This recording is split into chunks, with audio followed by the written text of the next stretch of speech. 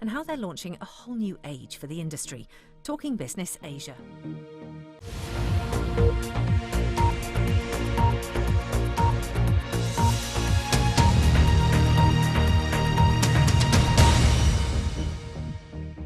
Welcome to today's edition of Talking Business Asia, where we'll be looking at how the coronavirus pandemic made one business sector boom.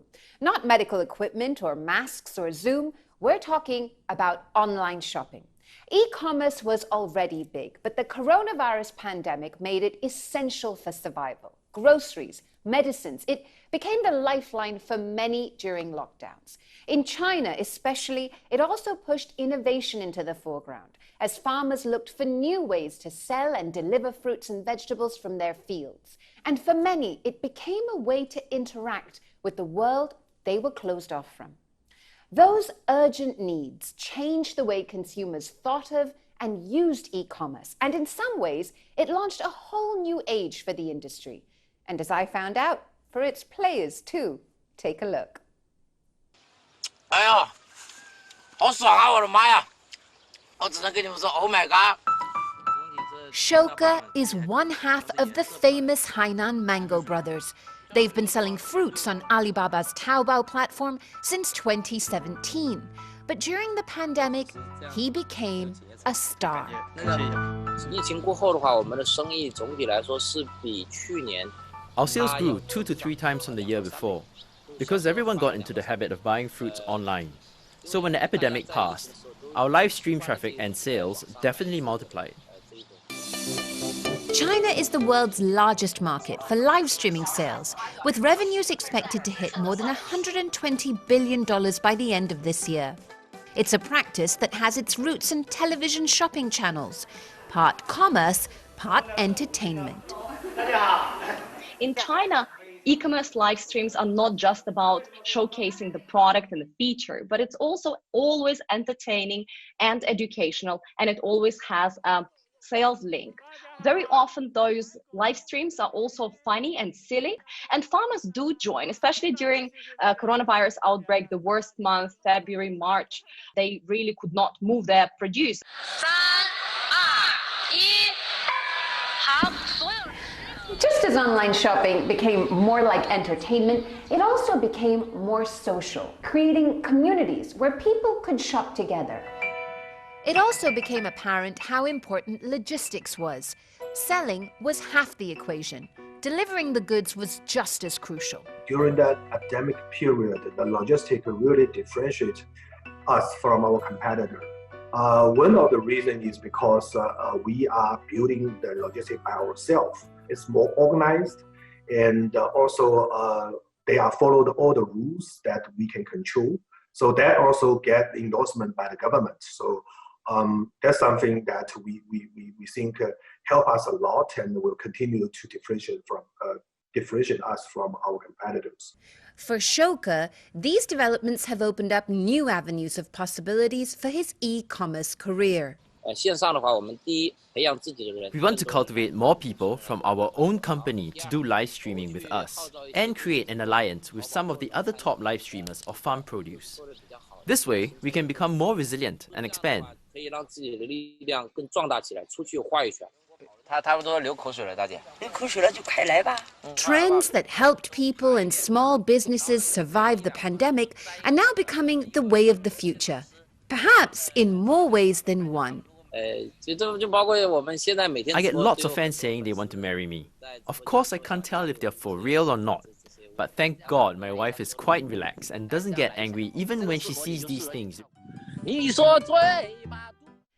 Well, one of the companies which has pioneered some of these social commerce trends is Pinduoduo. It holds roughly 8% of the e-commerce retail market in China, which makes it number 3 behind only Alibaba, which still holds the lion's share of the Chinese market, and JD.com. Co-founder and chief executive Lei Chen told me recently about how the firm came about and what they hope to achieve. Consumption had become about experience, and we want to recreate that. In coming up with PDD, we look at what users needed that the incumbents were not providing. Mobile payment was already well established, logistics was taking off, but no one was providing consumer with the user experience that the mobile internet could make possible. In the future, there won't be a distinction between online or offline, as no business can do without technology. So how do we become a pioneer and a leader in this new world is something that we ponder a lot on. Well, Pinduoduo is still a relative newcomer in a market of giants like Alibaba and JD.com. But it says it's got something different to offer consumers. For more, we have Pinduoduo's Andre Zhu. Andre, lovely to have you on. Tell me, how has the pandemic accelerated your growth? You know, the most significant trend that we're seeing from this pandemic is this acceleration of everything going digital. And then because of this social distancing and the lockdown orders, you know, that actually makes the entire offline economy to a pretty much a sudden halt since January. The consumers now rely on more and more on Pinduoduo to get through this difficult time. Now, because of this offline distribution pretty much down, people can't go to markets to buy fruits and vegetables.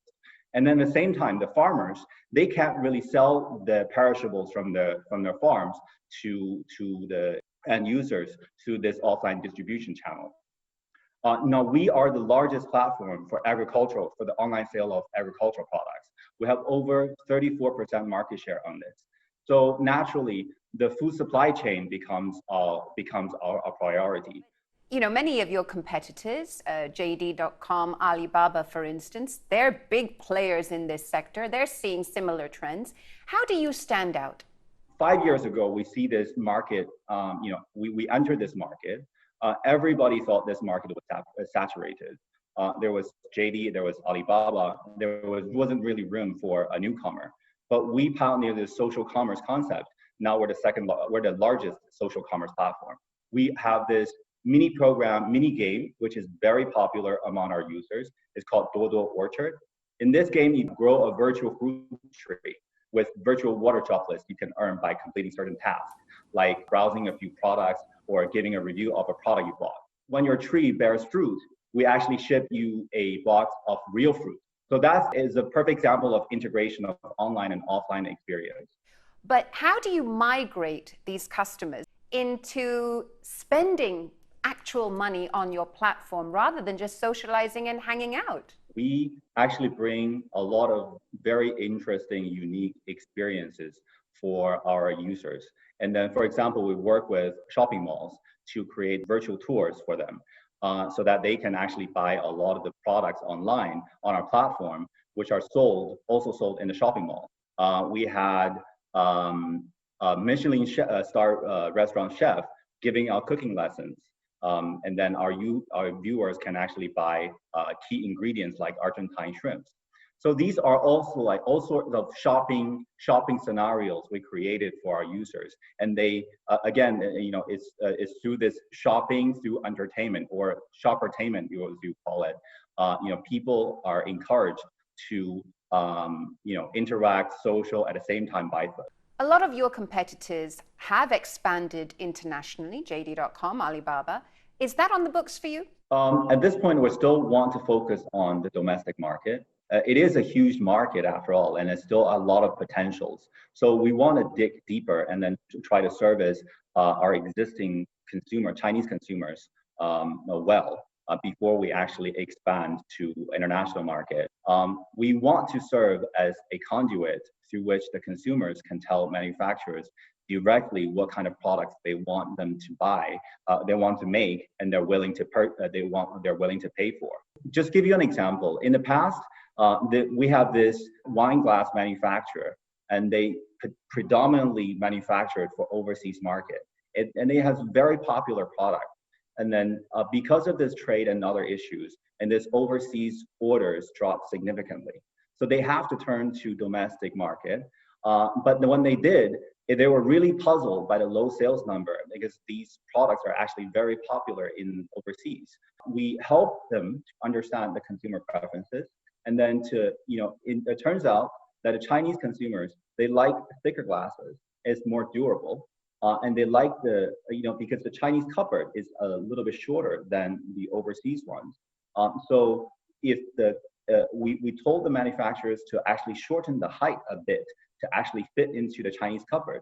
And then when they just did make these, a few small changes, and then their product becomes a huge hit product on our platform. When we come back, how have these trends in Chinese e-commerce translated into other markets? We'll be hearing from the two biggest players in Southeast Asia after this break.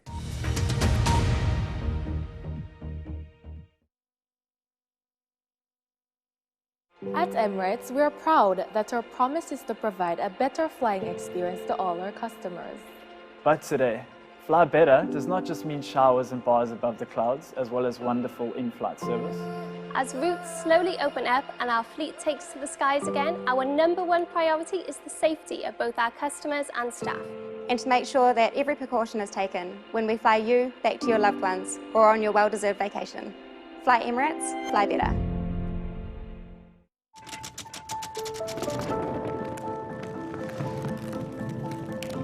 We're not here to tell you what to think, enforce an opinion, or guide you left or right.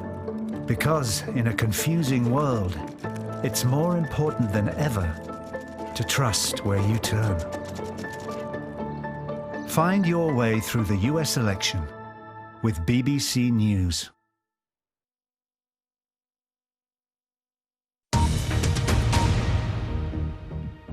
Welcome back to Talking Business Asia. We've been talking about how e-commerce, especially the social aspects of online shopping, have really taken off during the coronavirus pandemic, especially in China. So what about other parts of Asia? According to some estimates, e-commerce in Southeast Asia is expected to be worth some $102 billion by 2025. And it's one of the fastest growing regions for the sector. There are close to a dozen players in the region, and most of them share one common denominator: Chinese investment. Chinese firms have invested more than $10 billion into these companies, sharing not only capital, but also consumer strategies, technology, and logistics know-how. One of the biggest players here is Alibaba-owned Lazada. And joining us to talk about this is James Chang from Lazada Singapore. James, how much has the pandemic driven people online in this part of the world? So in the recent few months, we've seen a very growing trend across South Asia that many brands are making decisions to come online. And we even seen a shopping mall. For example, in Thailand, we have a CIM center that's coming online. So certainly this COVID-19 have really sparked the light into the digitization and going online and creating a digital strategy is being a new norm.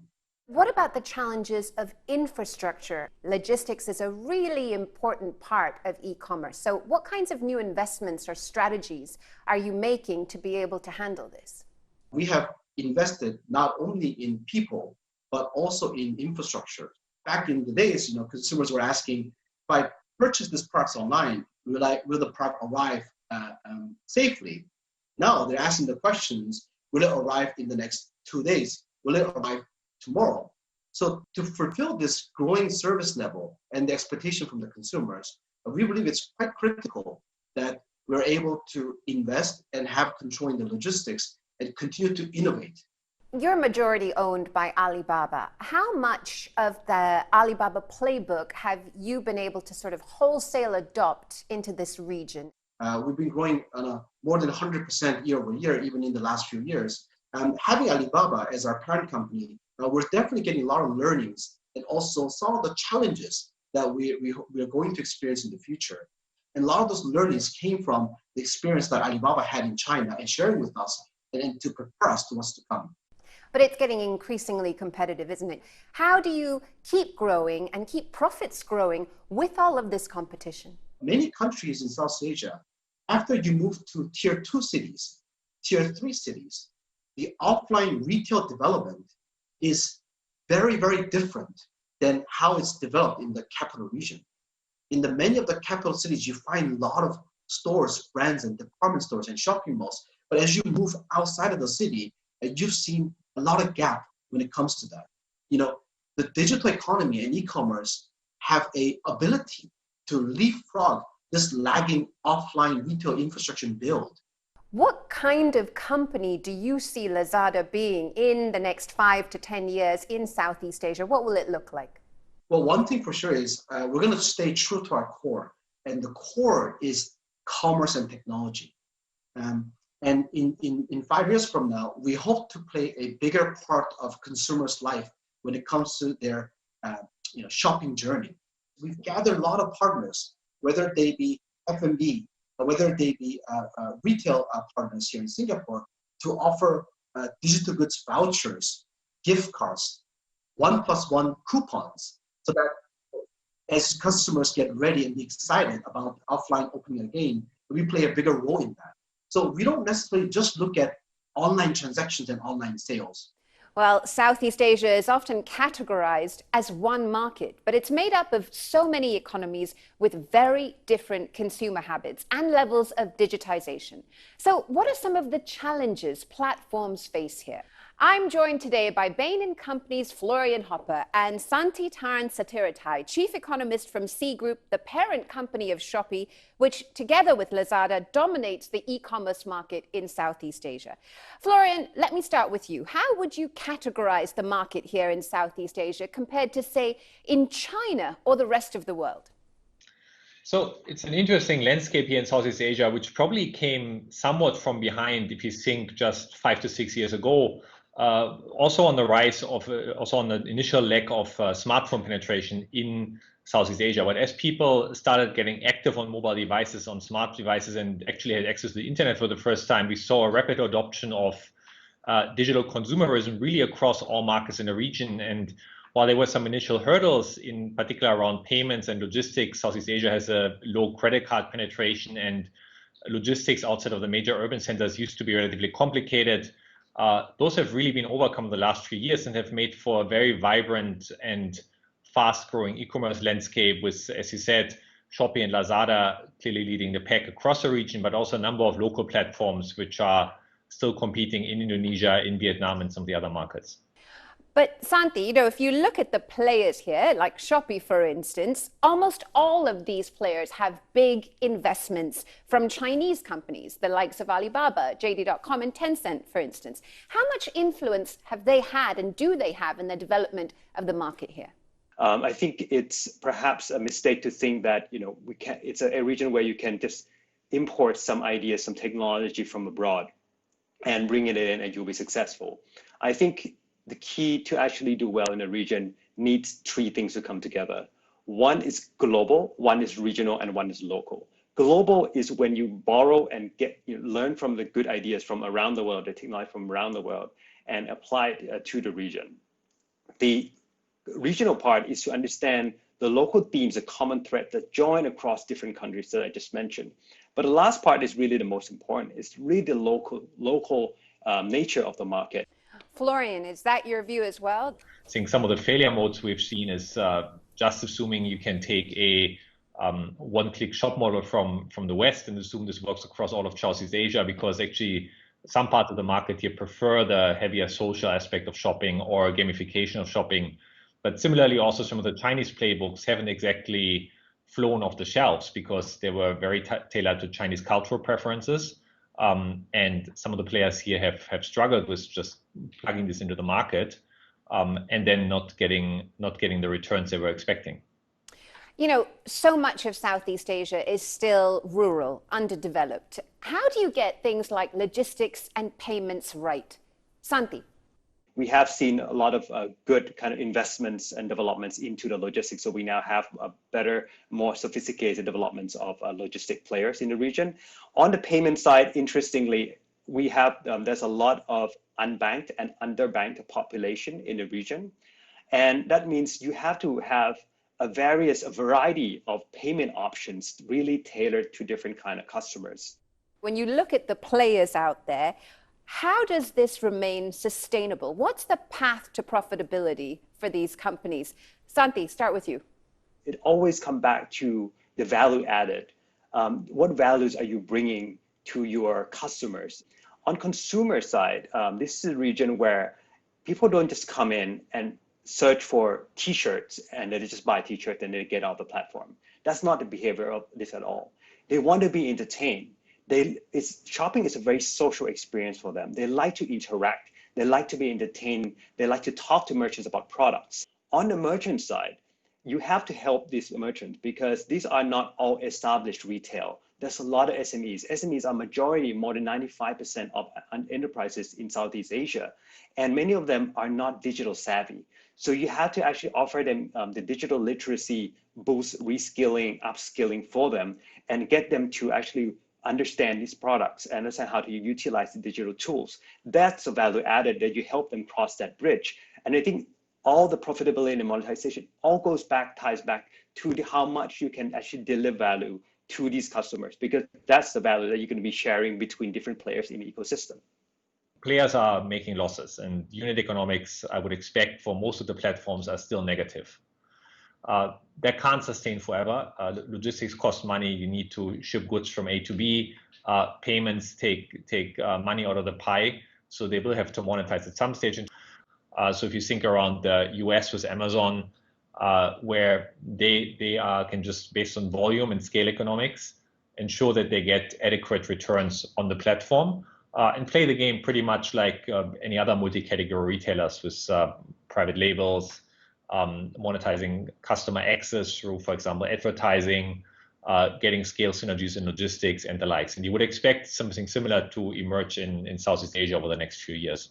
The US-China trade war and the tensions, it's having an impact on supply chains and tech products. How do you see all of that factoring in or having an impact on the growth of e-commerce in this region? The bigger question is how the evolving tech landscape may impact e-commerce. And, for example, may lead to more device and OS fragmentation, as you may start to see handset standards splinter a little bit between China and US or the Western world.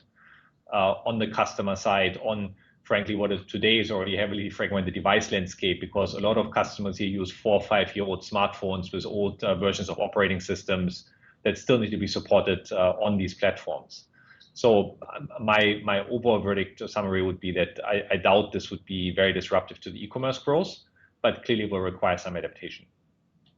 So, in terms of what a platform needs to succeed, what comes first, sellers or buyers? If I had to pick one of those two, I would probably start with a customer with a very similar logic. I think you, at the end of the day, need to be relevant for me.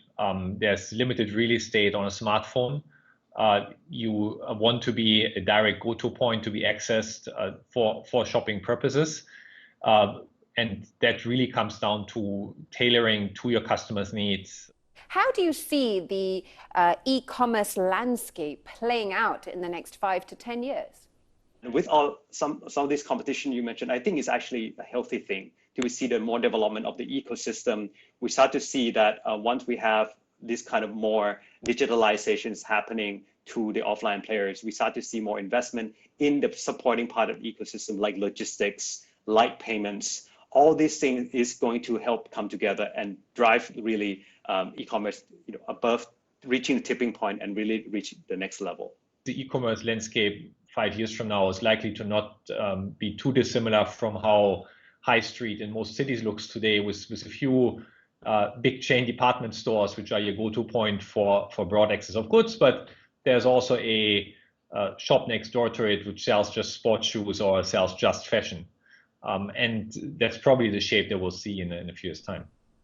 Florian, Santi, thank you both for your thoughts. That's it for the end of the show. Send me your thoughts at BBC Karishma on the subject of e-commerce or anything else if you'd like. Until the next time, thanks for watching.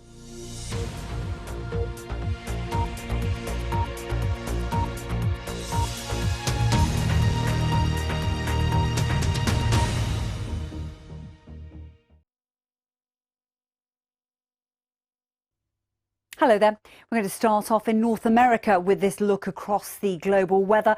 And it's all about heat at the moment across North America. Heat shifting up through the Gulf of Mexico and drifting its way steadily eastwards. There's an area of low pressure as well. You can see it clearly on the satellite picture. That's going to drift its way up into eastern Canada. Here it's rather cool in Quebec, but that heat and humidity is pushing up through the Gulf of Mexico and affecting that whole east coast. Quieter along the west. Temperatures here likely to be into the mid-20s. But let's take a look at that heat and what it means as it stretches all the way up into New York. Mid-30s, not out of the question. Potential for some record-breaking heat later in the week. Across to Mexico, a few scattered showers here. Showers becoming more widespread down into Costa Rica and Panama. And there's some heavy, sharper showers expected across the Caribbean, as we tend to get at this time of year. Into South America, we've got a weather front down through southern Chile, but a good deal of dry weather through Argentina, southern Brazil into Uruguay and Paraguay, heavier rain up into Venezuela and Colombia through the next couple of days. Now into Europe, there's a good deal of dry weather and it's pretty warm, particularly through the western half of the Mediterranean, with temperatures into the high 30s. Few sharp thundery downpours are likely potentially across the Alps. A weather front moving out of Scandinavia will mean an improving weather story here. Into Africa, we've got some heavy rains really through Sierra Leone over to the Gulf of Guinea. That's what happens at this time of year. We're keeping a close eye on the potential for a storm to develop, which could brush close to the shores of Madagascar as well. Across the Middle East, it's all about the heat as well. Temperatures perhaps into the high 40s for Iraq, maybe into the low 50s for Kuwait. So pretty oppressive at the moment. Monsoon rains have been pretty active and the emphasis returns